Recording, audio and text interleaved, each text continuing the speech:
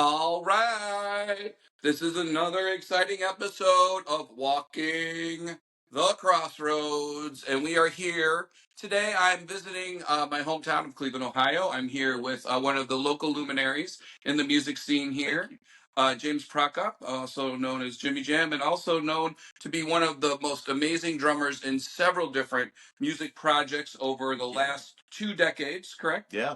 Yes. A prolific figure, and also one hell of a pizza chef as well. So, Well, thank you. yeah. Indeed. I'm also joined by my partner in crime and other things, Raven Firewalker. How are you, compadre? I am doing well. Thank you for asking, Mr. Darren Bucare. Glad to meet you, Great to bud. hear it. And it's always Fantastic to hear it. great to have a nice other musician on here on Hey. our podcast. So that's All great. right. Nice You to know, meet it's you. usually me and some other spiritual weirdo. You know, Yes. so other than you, because you're spiritual. Other than me, Yeah. yeah. No, of course. Indeed. Yeah. Chip's kind of a spiritual guy too, right? Is that fair to say? Yeah. I felt like I've been in places where I lived in my first apartment. I thought was pretty haunted. That's for sure. Okay. What? Yeah. Well, we'll get into that. You maybe tell us a little bit about that in a minute. But also, the metaphysical world is a cool thing also to itself. And we've been friends before I even met this guy. Yeah. So if you like Long hanging time. out with me, then Yeah. you got some je ne sais quoi. Long on. time, man. Yeah, long time. many eons, many. Since 1999. If you love this sort of thing and you like to help us continue to do it, please like and subscribe the episodes and subscribe to Walking the Crossroads podcast on YouTube and Spotify. But let's kind of pop out with so percussions, drumming. Yeah. So ask your question because I like when you do it. We sometimes like to ask our guests what their magical origin story is, or the moment in time in their life where a door opened that was previously closed and it ushered them into a field of awareness that was new, something exciting, something unknown. So obviously for you, we're talking music. How was that for you? Like, when did that bug just get you? I was real young. I want to say I was around like 9 or 10, and I'd seen a street performer playing on a bucket, and then I'd also seen that commercial with Mariah Carey, which they had a bucket, the bucket guy with John. Later learned that drummer's name is John Blackwell. He's very very good drummer. Ended up playing with Prince, but I started on buckets. For our audience, was that the one where she walks up to the guy who's drumming on the bucket and then she starts singing with him? Yeah. Oh, right on. Yeah. Do you remember that one? Yeah. Yeah, for started sure. playing on my grandfather's buckets, and then I just I started breaking his buckets. So we had to get real drums then, but he handed me my first set of drumsticks. So we didn't have drumsticks.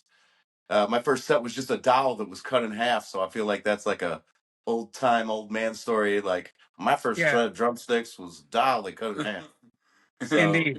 Drumming, walking uphill, right? Yeah. Yeah, there's a lot of kids who play the drum buckets in front of Marie Laveau's, and we see those kids all the time. Every day at work, you see these people out there. Yeah, or they're tap. They have put like metal on the bottom of their sneakers and do tap dancing as well. Yeah. Oh wow. Which is less encouraged now, apparently. But yeah. But there's always drums going on like that, and some of their patterns are repetitive and annoying, but we still appreciate them being out there. So yeah, it's always good to hear. The musicality of where you're at, right? Indeed. Raven Firewalker. Yeah, the musicality of where you're at is just it sings through the whole city. It's alive with music. It's like Congo Square, right? So they say that the drumming that was going on there and the syncopation, the polyrhythmic drumming was basically the precursor to jazz drumming. So the way that the African drums and the indigenous drums were played led into jazz even becoming a thing anyway. So the birthplace of that is basically the drumming. So yeah. Yep. And so the birthplace of jazz itself is Preservation Hall, which is right across from where our other store used to be. Oh, nice. Yep. So did you grow up in high school? Like, were you in a band in high school and all that stuff? I was football first, played football first in high school, so that was kind of fun. But then I decided that I really wanted to play drums, so I started playing in the White Jazz Band. Nice. Explain that. What's that? White Jazz Band is so they had two jazz bands. They had the Green Jazz Band, they had the White Jazz Band in high school. So I ended up playing. And this is a local high school here. Yeah. Holy Name in Parma. Okay. Parma, Oh, nice okay. Ohio. Okay.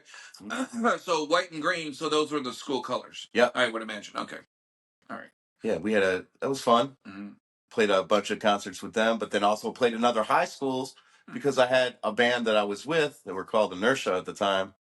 And then we went and played like Fairview High School, and then. So I want to walk it back because I don't know a lot of this about. I've known you for so long, and I don't know these things. So the first band you were in was called Inertia. Well, like the first, like this is our band that we cobbled together. It was me and Sean Holt. Who do I know? Sean Holt? Maybe. I may have been around the scene for a while. Okay, it's possible. So Inertia sounded like what? We were really into goth music at the time, and nice. A lot of Robert Smith and that, and tried to make it have like a backbeat going on. But we were just kids, and we were doing our thing. So it sounded like kind of new wavy, dystopian, Cure / that was a cool band. Smiths sort of vibe. We had a lot of fun, but we could just never hold on to a bass player as per usual. How it goes. Yeah. Those of you that do pay attention to our episodes, I just went to lunch with Scott from Dispel, and he has had a couple of revolving members of his goth band, and it's tough to hang on to certain members of right. I mean, it's everyone has to be on the same page, sort of. Right? Yeah. That's a challenge. I mean, all you want is one day a week, really. When it comes with the group, you want to be able to do the whole thing one day a week and get together and get the material right. And if you're practice. If you have a show coming up, that's when you want to do it 2 or 3 times, maybe in like a 2-week period, so that or 4 times. Get really tight, and then it's showtime. What's the first thing if someone's like, hey, I got some friends and we all are kind of musically inclined, or we got like one guy's kind of an interesting dude and we want to just put together a band. What are a couple of things that you would recommend for people to pay attention to if they wanted to launch a project of a group of young people that haven't had experience? Videos. Make as many videos as humanly possible now. YouTube it up, video after video after video, just flood YouTube.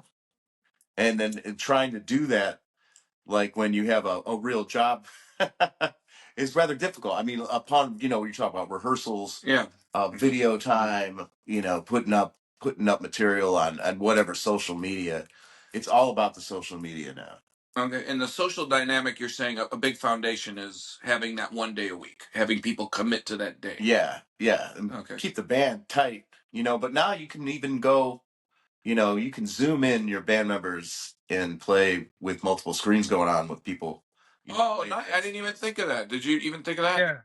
That's what I was thinking too. Yeah, because it's right now, I mean, I'm working on a project and I'm putting down some vocals, but then I'm going to be sending it to my friend who's going to be mixing it and doing all of this. And we'll go back and forth, but not live in a studio, but you can do a lot of this digitally. And I think that's on some level, maybe not so good because it's kind of easy to make music now. It's not easy to make good music. Good music can be made with no equipment or the fanciest equipment you can get.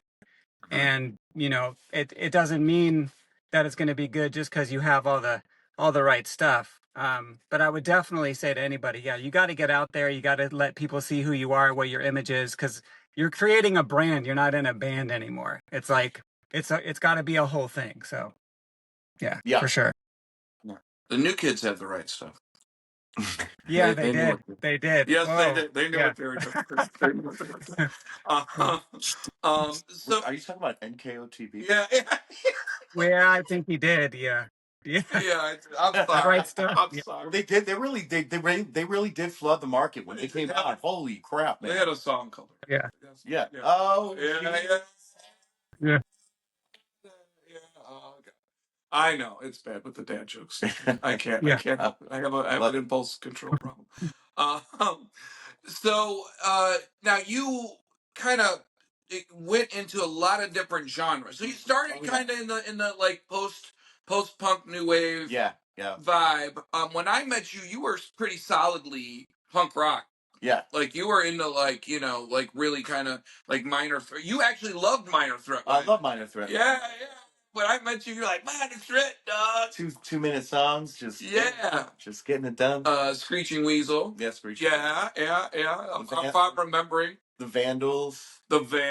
Right. Stiff Little Fingers. Yeah. Yeah, okay. There's a lot of good stuff going on in that era, man. Yep. Minutemen. Oh, right. Minutemen. Electric Eels. Yeah, Electric Eels. The Eels. The Eels. Yeah, okay. And then, well, there was the Electric Eels. The Electric Eels. Yeah. And the Queers. Yep. Shoot, man, so many bands. So okay, so talk to me about how, so when we're talking about this, we're talking about the, you know, very late 90s, early 2000s. So talk to me about like proto-punk and like how it progressed and evolved. Like, what did you notice, and how did that affect the choices to move into different band projects? Like, what did it do for you? Yeah, what was really interesting is that like I had a really interesting evolution with that type of deal. When I first started going, it was all about, you know, how fast you could go, or how you know, it was all about the speed. And I got in a speed metal band. That was fun. Yeah. Fake Muslims. Muslim. Yeah. So that was the practice I went to with when I brought Angela to the playing straight blast beats. Yeah. So we go into like can I tell this? Yeah, go ahead. Yeah, let's hear this. So I bring my influencer X to this practice space, which is kind of like a, you know, fairly, you know, gutted out, like down to the studs, like little area. Yeah. You know, and everyone's there. The whole band's there. The Fake Muslims, right? Yeah. So, which is a kind of an incendiary name for a band here in the play in Cleveland in industrial areas. They kind of incited some. So the female vocalist who walked in seemed very nice and relaxed. Yeah, and Alicia, and when she just unleashed the look on my, like when she just like laid into it, the look on my ex's face was like, holy shit, because it was just like a wall of sound. Yeah. Like full Great on voice. It was beautiful. Very vocal, yeah. Yeah. I don't. Who would I even compare it to as a female vocalist? Who would you compare it to? I thought she just sounded like a banshee. Like a literally like the Kalake or the Banshee, like just like pure. She gets crazy sounds. We were in that little room and it was just like, pow, dude. Yeah. And someone that was like loves Lana Del Rey was not having it. Yeah, she was like, practically, her skin was like, ah. I am a fan of Lana Del Rey. I know. You gotta like it all for me. I don't know. Right. But I did appreciate that. Yeah, I was like, ah. That was pretty funny. But the musicality was there, and his drumming. Dude, his drumming was on because he had to like lay into. Yeah. You were not tame about it at all. It's all blast beats, yeah. And I really appreciated to see you like really unleash the whirlwind, the dragon, the kraken, whatever it was. It was crazy. We had fun with that, and then I've worked with, like, right now I'm doing a thing with a band called Criterion A. We're getting ready to Criterion A. Criterion A. Yeah, we're getting ready. So Criterion A. Okay. And what's the genre? I would say it's adult alternative. You know, kind of. Okay. It's like adult alternative, post-punk. Adult. Like Michael Bolton, or? Well, Michael Bolton, but heavier. Oh, but heavier than Michael Bolton. No, that sounds okay. Coldplay. I mean, what are we comparing to? It's like Coldplay. You got me with that one with Michael Bolton. Coldplay and Napalm. Perfect combination. That's what we were looking for. We were going for a Coldplay and Napalm Death together. Yeah, it's gonna, you know. Oh God, my friend who likes Coldplay. Oh my goodness. Yeah, I've got to tell her all about it. No, but what does it really sound? I mean, what would you? What? Oh, give me a genre. Give me a band that you could compare. Groovy. Kind of. It's got like kind of a Our Lady Peace feel. Just a little. Our Lady Peace. Okay, Our Lady Peace. So it's little rock. And it's a little, you know, just kind of writing whatever we want to write, jazzy at the same time. Yeah, we have fun. Yeah. Okay. We have a lot of stuff going on. Fun's great. So how have the shows been lately? Or have we had shows yet? Or It's like we had a couple outings already with them, and usually the first couple outings are just kind of here or there, and really, guys, it's about playing live, and we'll be playing live more as soon as we get recorded. Okay, nice. Did you have that on the horizon, or? Yeah. Like Setting up? just after Christmas time, probably in the spring. Oh, nice. Speaking of recording, you want to, Raven Firewalker, you want to talk about a little bit about what's going on with your project? Me? Oh, not much Yeah. at all, really. Oh no, actually, The song that you're working on, or yes. the songs plural. Well, What yes. are they? Okay, sure. The one song that I'm doing for our documentary. Oh, our documentary. Oh, I didn't realize. Oh, okay. Go ahead. Yeah. Oh, that? You mean that? Is that what you're talking about? Yeah. Yeah. So It is. I It just is. We're did going to another start mix of chatting that. about it because it's very close to being finished, being edited. So, Yeah, which is nice. No, I mean, we're gonna share more about that as it gets done. But they're editing a documentary. Me and this Yahoo are both in, and I'm doing a song for it, for a theme song, playing at different stuff. And then the episode that has me in it, I might even have some other songs ready to play. In it at that point, because my buddy Nate Fox, who's a Grammy-winning producer, worked with Chance the Rapper a lot and a bunch of other guys out of Chicago, just hit me up, and we're doing a 3-song EP. So that should be coming up soon enough. I just got to get some things done and get it over to him. That's what I was talking about. Like I could do my rhymes somewhere else and then just send them to my buddy, and then we can kind of talk about it, but we don't need to be in the same room at the same time to work. If you can, it's great, but that's not always what's going to happen in the context of the modern world. People are in different cities. I don't have to fly to someone's house to just put some rhymes down, So yeah, I'm really excited about that. That's been going on. But yeah, you need to have something recorded first so you can go out and push your merch. It's good to get out there and have something to show for it. So that's the other thing, because I've been thinking, I'm Raven Firewalker, musician, but I don't have a lot of songs to show for it right now. But soon enough, there should be 4 or 5, 6, 7, 8 next couple months coming out. So excited. Beautiful. Yes, indeed. I would like to mention a little bit about Cleveland being a bastion of musicality. We do have the Rock and Roll Hall of Fame here, but that didn't happen for no reason. Do you want to talk about it first? And I'll add whatever you didn't. Alan Freed. Alan Freed, yeah. So explain where the rock star rolling. So Alan Freed was a DJ here in Cleveland, and he was the first guy to claim the statement rock and roll, and and they started having big, huge concerts here in Cleveland, and then there were some riots, and that kind of got a little crazy there, and during civil rights. Yeah. So, but it's where the rock started rolling. Yeah. And then I ended up working in a music store that had opened in the 50s, and they had that phrase underneath their sign where the rock started rolling at DeFiore's Music. Started working there at 13 years old. You worked there. Yeah, that's right. Yeah, got drum lessons there and worked on Saturdays for $5 an hour, meeting all kinds of Cleveland musicians, and you playing the blues and jamming, hand on the nexus. Yeah, learning bossa novas, learning world music, learning everything I could. Really, that's dope. It was a great place. There was a radio show called the Moondoggie Radio Show that broadcast nationally from Cleveland and highlighted all the new rock and roll artists, including Elvis and other people, and some of the blues and the African American artists that were being kind of ripped off, unfortunately. Yeah. But that's why, and Chuck Berry was a big part of that too. He was playing music nobody else was playing. Yep. It's a good time. Sure. Yes. Rest in peace, rest in power, Alan Freed. There you go. Rest in power. Right. Things to know.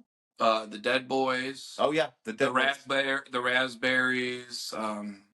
Eric Harmon and Trent Reznor founded Nine Inch Nails, Nothing Records in Tremont in this area, and Brian Warner is from, or Marilyn Manson is not far from Dayton, Akron or something. Yeah. So a lot of there's some angst-ridden music. A lot of well, don't forget about David Grohl. Oh, Dave Dave Grohl, Grohl's yeah. from Warren, Ohio. There you go. Yeah, Dave. Hey, Dave but is. I've met him a Darren, couple how about times. Bone Thugs and Harmony, bro? And Bone. Bone Thugs. I recorded at Come their on. studio. You recorded at their studio. I met them when they had a cassette tape called Faces of Death, and they handed it to me, and I definitely wasn't on my psychic game at the time because I said, y'all ain't gonna do nothing. You ain't gonna make nothing. What is this? What's your name? Busy Bone? I'm like, this is Right. stupid. Yeah. Lazy Bone? This is dumb. Yeah. Because I was an old hip hop head, and I was like, this is dumb. Right. Of Yeah. course, I was wrong. You might have been, it continues, you know. Yeah. Yeah. They're still doing They're stuff. still doing pretty good. I saw a couple of videos with I think it was Crazy, and a couple of other ones doing lyrics Crazy's good, now. cool. Yeah, I like. He was Yeah, the I mean most they've chill of got the flows for bunch, to be days. Those honest with you. guys, their To lyrical be skill, named that Crazy, rapid he was pattern. like the chillest one to talk to be honest. Yeah. Yeah, man. Yeah, good vibes for that. Here's the thing: there's not a lot of sunlight here over the course of the Right. year. There is today. All right, holla. So you Right. don't. So the lack of serotonin brings out some of those visceral tendencies. I think in people's creative process. I think. Hey, that's a good way to explain it. Thank you. Yeah. I bet we'll Well, talk yeah, you about got this to for have years. some And rock then and too, roll I thought there. about that. Like, yeah, the reason why so many musicians pop out of here is just because the darn winters are so cold. And what are you going to do? Stay inside and play some music, stay warm, drink some beers. Maybe it's Maybe. like the Yeah, we like beer. Manchester. It's like the I Manchester vibe of the United States. In Manchester, it was so gloomy, like Ozzy or the Osbourne. Liverpudlians or the Yeah, Manchester all those vibe. cats from Yeah. that area, England. It's just so like gray, and there's nothing to do, and it's kind of angsty. So you get in the studio and you just get at it, you know. And I mean, I'm from LA, so I The don't know why I Manchester make vibe, music. the It's pretty 24-hour nice there. party people era.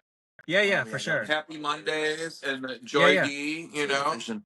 Yeah. Yeah. Joy They're all Division. from that same We love area. some Joy Yeah. Division here. Yeah, Joy Division, Yeah, yeah. man. Yeah. Hmm. Ian, we love that guy. For For sure. sure. For sure.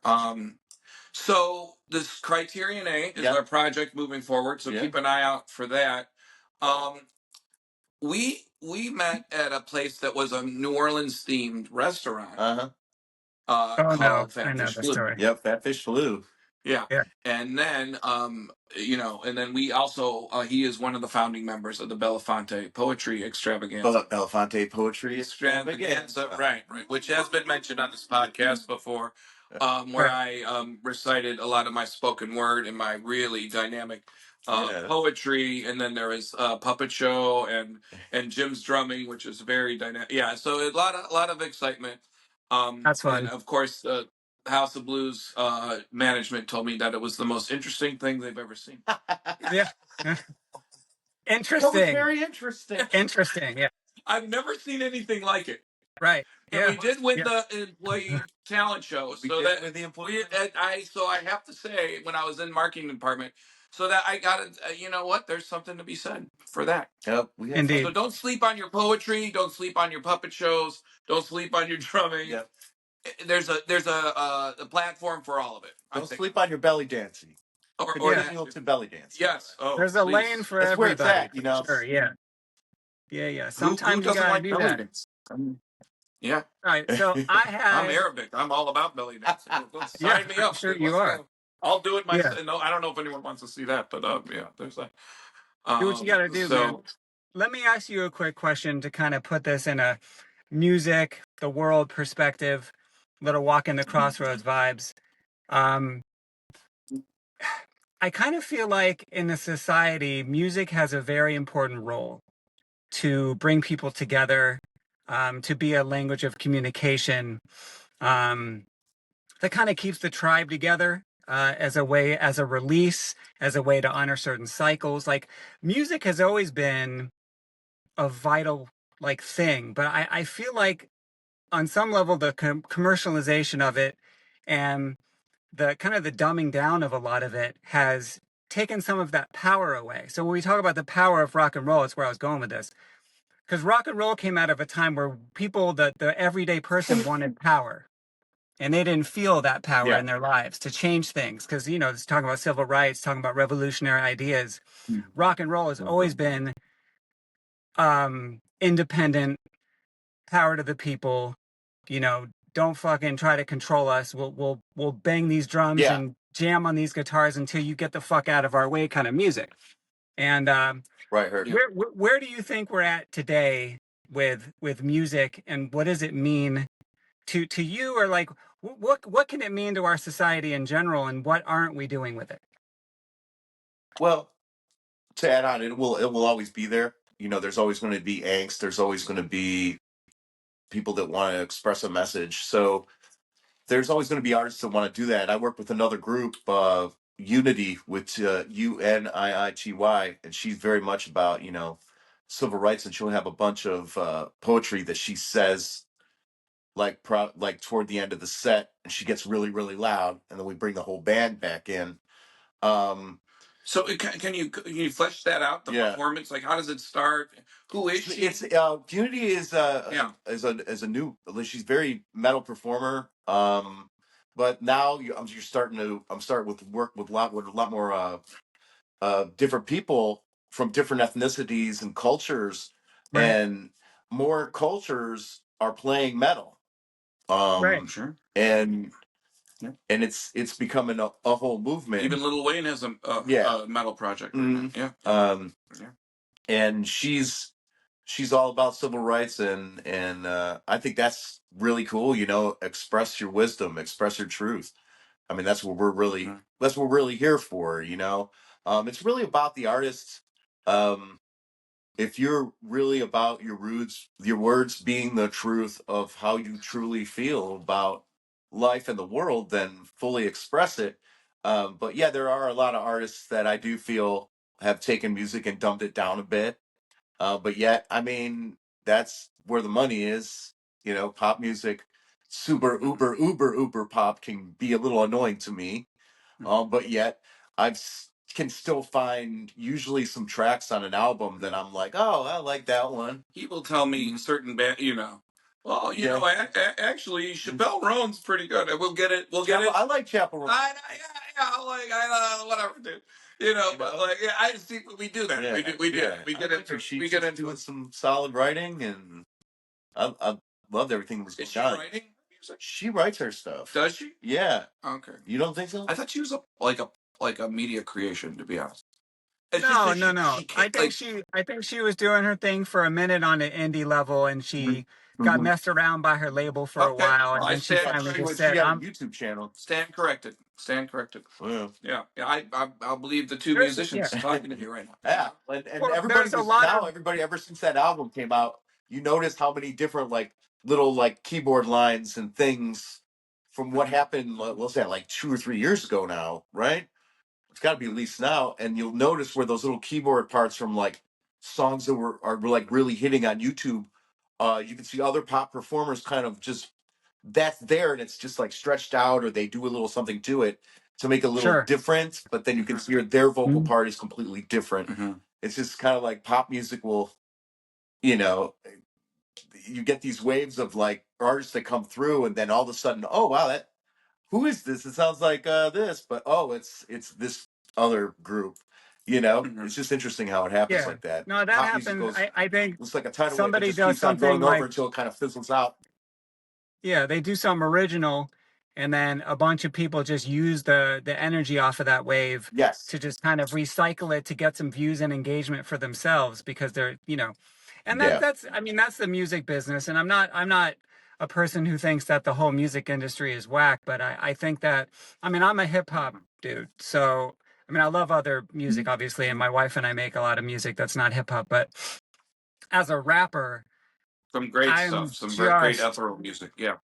Dark wave. Awesome. And more on that too, obviously. But we need to get a studio together to do that, and that's going to be dope. But as far as hip hop is concerned, it's like there was a great momentum in the late 80s, early 90s with MCs that said something that was important, that had a point of view, that were teaching, like KRS-One, Rakim, Tribe Called Quest, Public Enemy, to speak about rap and rock, and Ice-T even when he went into Body Count. That's the first metal rap band, really.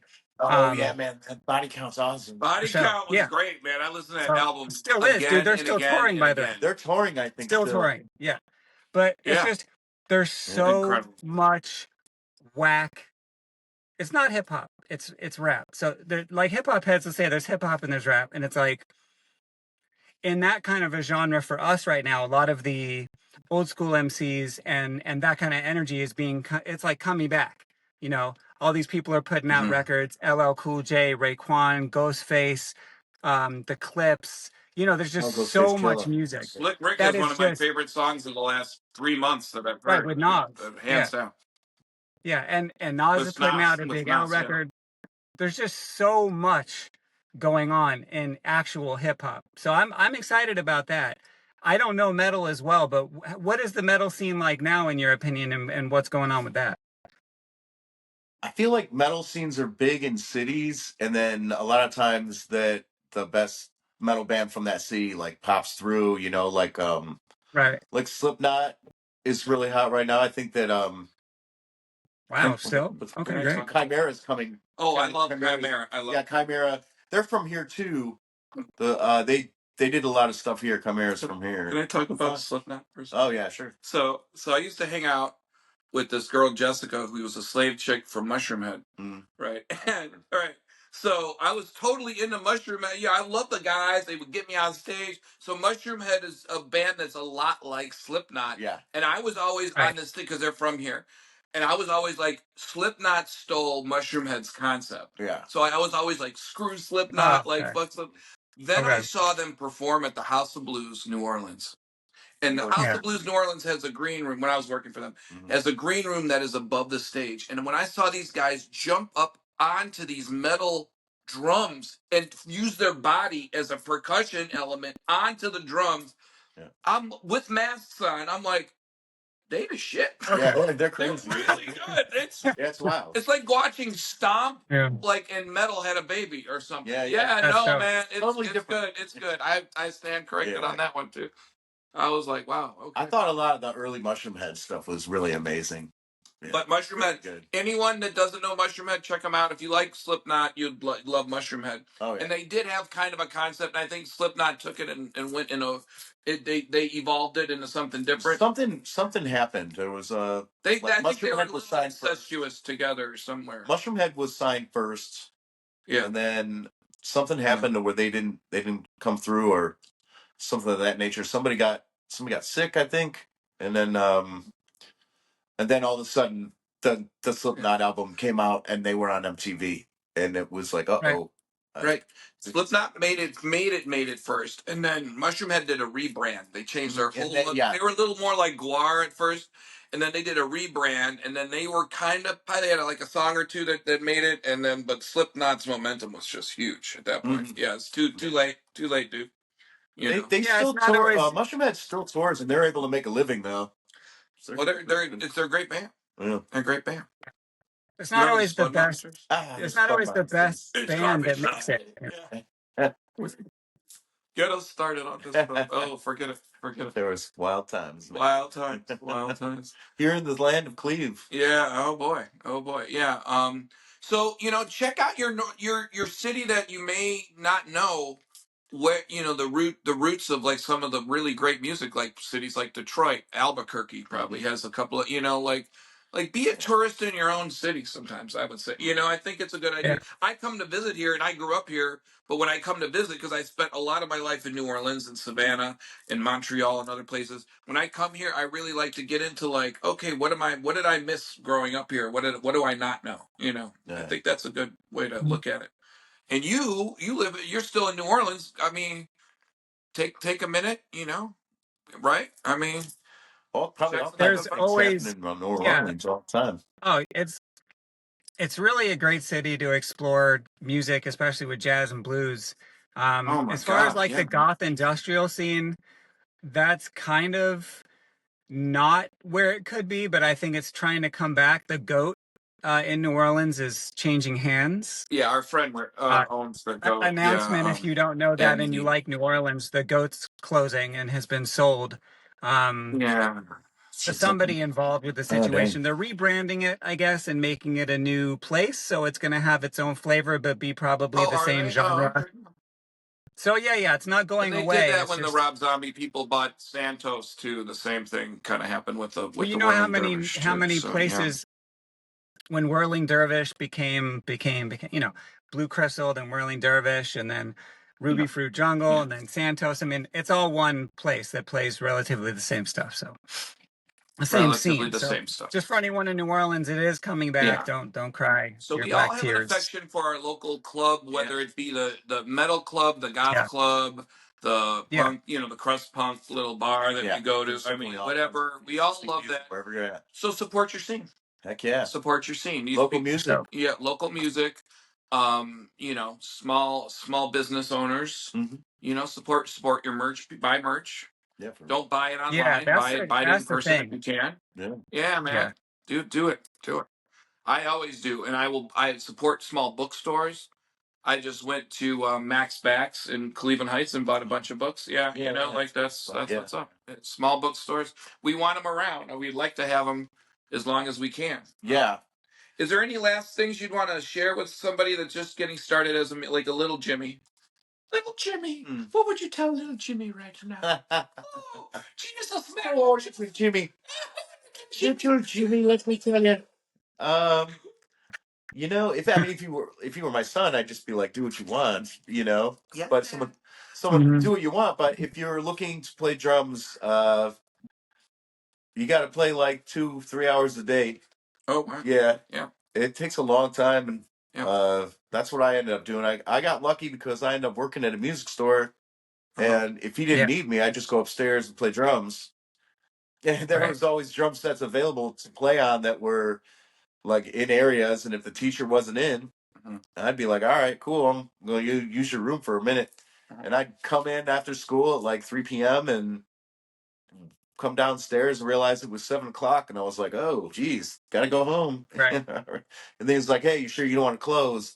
And I'm like, no, I don't want to close, but I guess I will because I'll take some money. I would love for you to meet my cousin's son, who I just spent some time with last couple of days, who's a drummer. Yeah. But he's 10, but if you had a minute, just play as much as as long as you love it. Like you love it, dude. You be banging it out. That homie be banging it out. Dude. Get some drum pads, get some pillows, and imagine it's good therapy. Yeah. Get that angst out. Yeah, absolutely. Well, you're thinking very linearly. You're getting the rhythms and doing whatever you want there. And I don't air guitar. I air drum. If I'm in the car, I don't. Sure. Is that a thing? Is that? Oh yeah. Do whatever you like. If I was, just don't get in an accident while you're like. Oh no! Yeah. Oh boy, yeah. This not that I know how to. Not that I know this is going to be on YouTube. Yeah, right. Also, really quickly, one thing that I looked up while I was researching drums for this episode, this scientist discovered that every 26 seconds, the Earth releases a pulse and has a rhythm. So there's actually a drum beat that the Earth is playing. And it's every 26 seconds the seismographs go off. Like some kind of sound maybe echo that's wave. Why I resonate with drums more than guitar. Maybe that's why. Interesting. I feel that. Yeah, something to do with. I'm a very. There's a rhythm that 2 beats per minute. Yeah, that's weird, right? I don't know. Go look into that if you're interested in that jamminess, because I thought that was quite interesting. So I wanted to throw that out there. Yeah, dopeness. So yeah. Firewalker, anyway. I want you to pay attention though, because if you don't, be vigilant, the rhythm is going to get you. Oh my goodness! Let the rhythm hit him, dude. Let the rhythm hit him. Yeah. Let the rhythm hit him.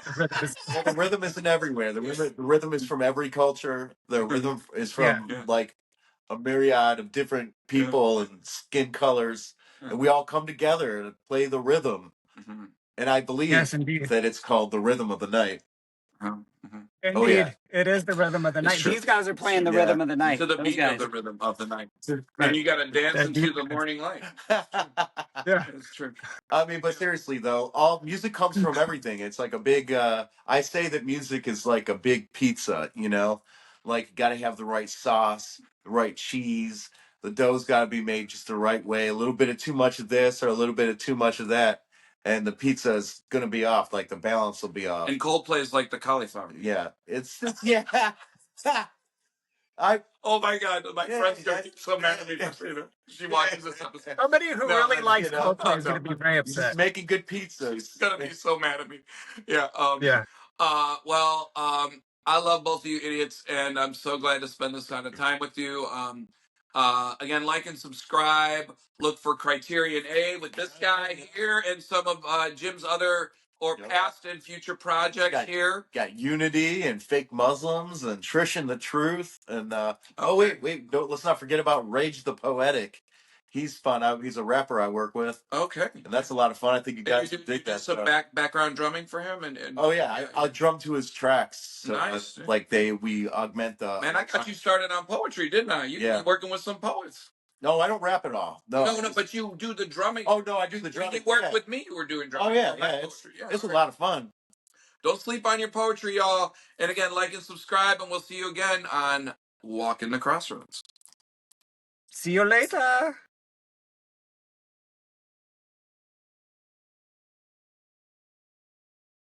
Yes, keep your phone on.